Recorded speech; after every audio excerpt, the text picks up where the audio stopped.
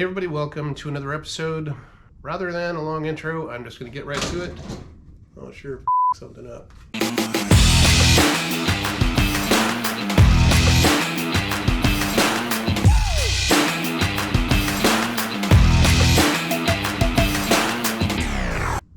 Oratex has begun, let's get into it. Welcome to episode 21. And with Oratex, to cover something small like the elevator, you lay the fabric on the flat surface, you set the control surface on top, you take a pencil and you trace around all the openings around the outside. You do so generously so that you're not worried about the alignment. And then you paint those areas with the adhesive, 2 coats. And while I was manipulating those big pieces in order to trim off the sections to use on the elevator, I had an idea, and I'm sure I'm not the only person that ever thought about this. It seems pretty simple. I don't have a flat surface where I can lay down the fabric and set the wing on top of it. So what I did was I turned the fabric wrong side out and then put it on the wrong wing. So in other words, if I wanted to mark out a piece of fabric for the bottom of the right wing, I stuck it inside out on the left wing, and it enabled me to trace quite easily every place where the ribs, the leading edge, Laker leading edge, trailing edge, etc., and the false ribs all come into contact with that piece. No reaching through the wing, no trying to dodge false ribs. The diagonal braces are not in the way, and of course the Laker leading edge is not in the way. And by doing those 2 pieces inverted, the only thing I had to account for was the pitot tube platform. I did get all the way through the elevator, top and bottom, it's covered. It came out, I'm gonna call it okay. I would say it's actually probably pretty good. There's some difficult sections of the elevator to cover. Specifically, those radius corners are pretty difficult to get the material to wrap around. And that left me having to put on the finishing tape.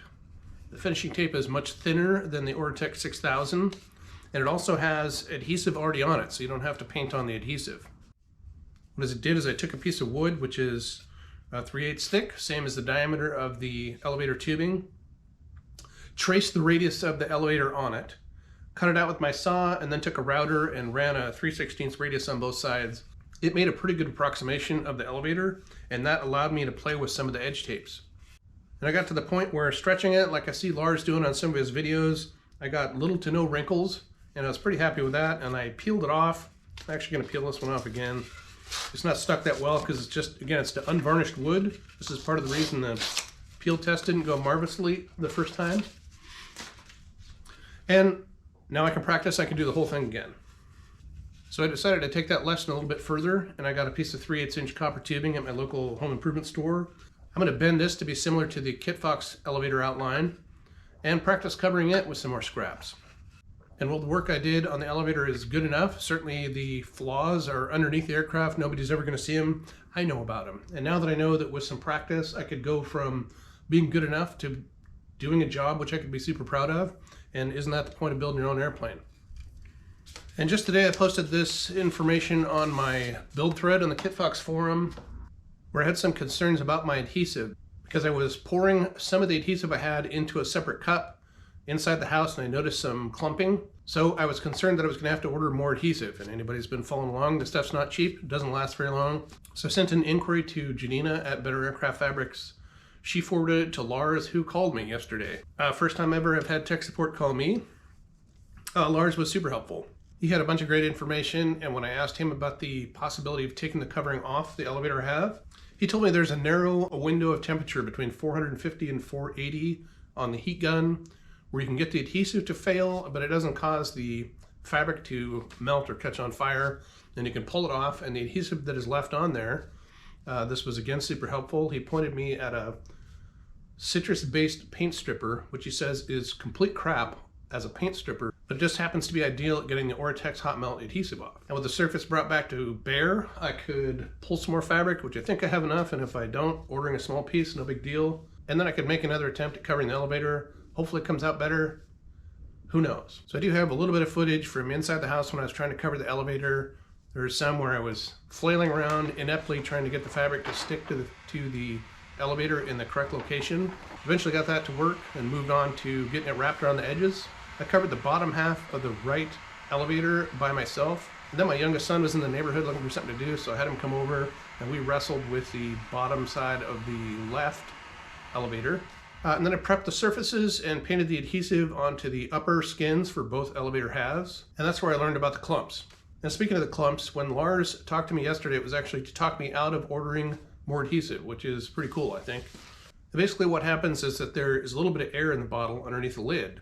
And when it's laying on its side or stored upright, you get these, it looks a little bit like ice forming in a puddle. That's the best way I can describe it. It's kind of flat pieces, pretty small. And he said you can just filter those out. So to recap, those thin, flat, ice-like formations are normal, and you can just pick them out, filter them out, whatever. If you get these cumulus-type clumps, that is a sign that your adhesive is about done. And since I don't have those kind of clumps, and my adhesive is still a nice white, and most importantly, it passes the peel test, then my adhesive is still good, and I don't need to buy any. And while the main part of this episode is about the Oratex covering process, I also have my Robert's landing gear that I'm putting on the airplane. And since I had to have the wheels off for that, I decided to change from the 6-inch to the 26-inch Airstreaks. I have just a little bit of footage of me fitting the Robert's gear onto the airplane. I pulled off the Grove gear. I weighed that. Just the mainspring arch is 34.5 pounds. All up, I think it weighs 40.75 pounds, something like that. And that includes the radius blocks, the hardware, and the axles. So the Robert's gear, on top of getting me the additional prop clearance I need, is 13 pounds lighter.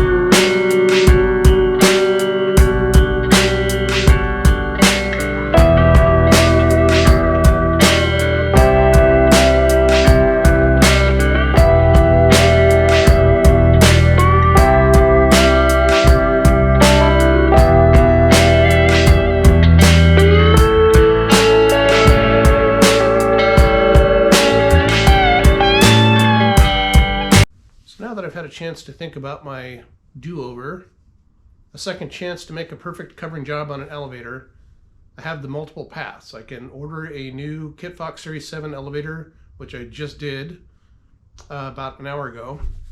I think she said that was going to be 3 to 4 weeks.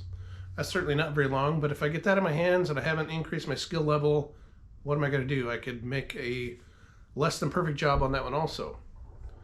So do I pull the covering off of my Series 5 that I've already completed, which is pretty good and frankly good enough? The answer is no. Remember I talked about the copper tubing that I got earlier. So what I did last night, I came out here and I carefully bent this just by hand, and I approximated the corner radiuses which are on the elevator, and I'll show that in a little bit more detail in just a minute. This is intentionally not square or rectangle, because if there's one thing I know about the covering material is that a radius which is tight is harder to do than one that's not quite so tight, and one which is less than 90 degrees is also easier to cover than one that is more than 90 degrees. So this gives me an opportunity to push the limits as far as my own skill level and potentially the fabric. So what I'm about to do is get a good overlap here, chop this with a cutoff wheel, and I have basically a piece of threaded rod which I'm going to put a bunch of high sol on, insert in both ends. I'm going to take this in the house tonight and kick it off. Tomorrow is a Friday and it's one of the ones that I get off. So it's building day. At that point, I'll have a test frame which is going to offer much more educational opportunities than the square wood frame which I did before. I've also considered going through the process of tearing the covering off, and I'll probably do that. But again, given that this is soft copper tubing, it's probably going to do some damage to the copper, but this was $5, I think, so no big deal. And you can see what I've got going on here. This bend radius pretty much matches that. Pretty close, so it should be a little bit tighter. I think I got this one right on. Anyway, you get the idea. So these are 4 different radiuses, and there's different angles to them. With this joint, I'm gonna have covered on both sides. Give me plenty of opportunity to work on my skills and try the edge tape and all that. So you can see the bumps that are in there. They're small. Again, this takes pretty good light to pick it up. And honestly, this elevator is covered better than most of my Citabria was, and I love that airplane. So warts and all, it treated me well. There's nothing particularly obscene about this covering job. So this isn't bad. It came out, like I said, okay, but there's just an opportunity to do that much better, and that's what I intend to do. So this is my copper tubing test frame that I'm going to use. I've found a bolt which just barely slipped in here. Turned out to be a better fit than the piece of threaded rod I got, so I cut the head off the bolt. I actually just used super glue and stuck it together. It's not a flyaway part or anything, not too worried about that. It's actually pretty rigid. It's pretty strong actually, but not strong enough. There's a reason we don't fly copper airplanes, not the least of which is it would be stolen by a tweaker. So anyway, I'm just gonna probably Scotch-Brite this, get the adhesive on here, and I've got some fabric in the house, and that will be a project for first thing in the morning.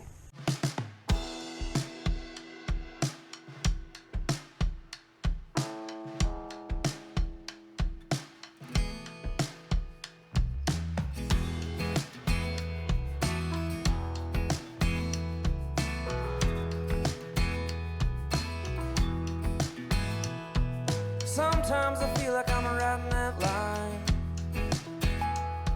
a selfish man keeping others in mind. I give the shoes off my feet and the shirt off my back.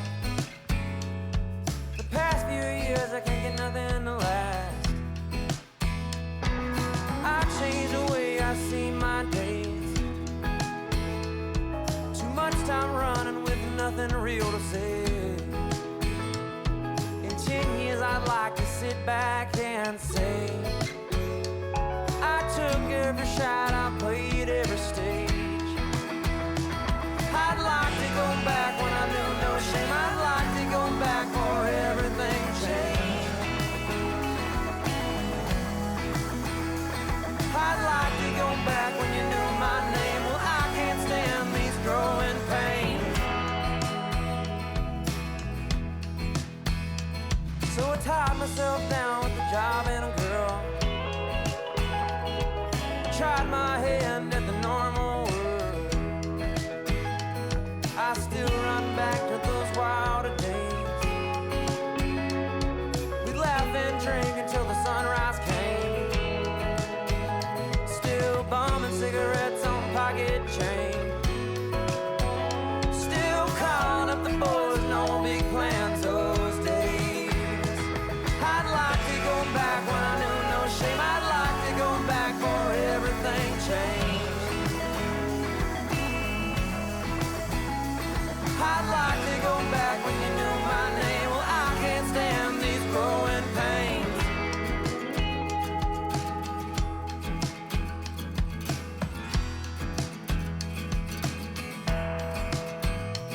I'd like to go back when I knew no shame. I'd like to go back for everything changed. I'd like to go back when you knew my name. Well, I can't stand these growing pains.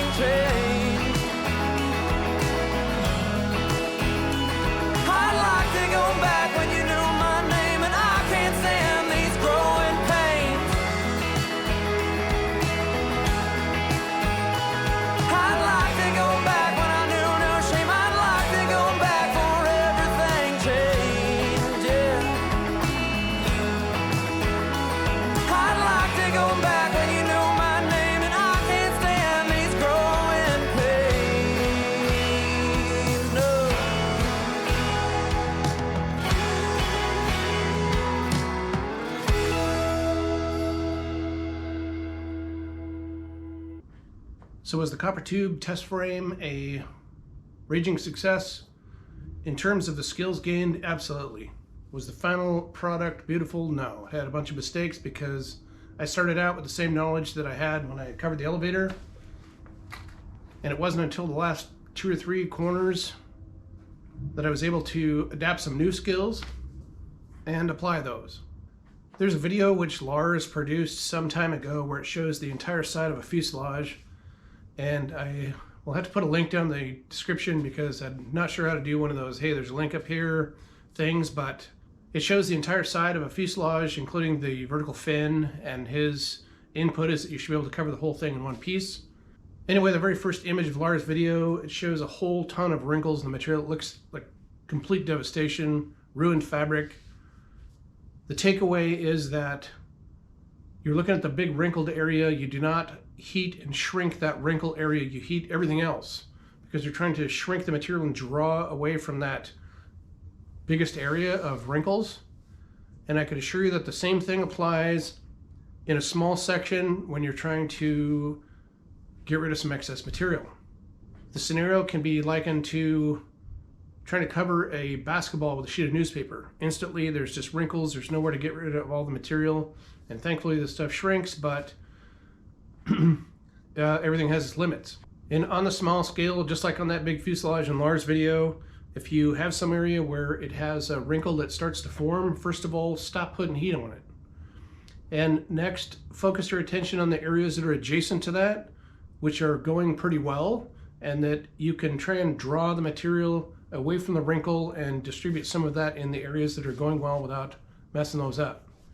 And of course, the golden rule straight from Lars: do not try and smash a wrinkle. It's absolutely not going to work. The second you do that, you have a wrinkle and it's going to stay there.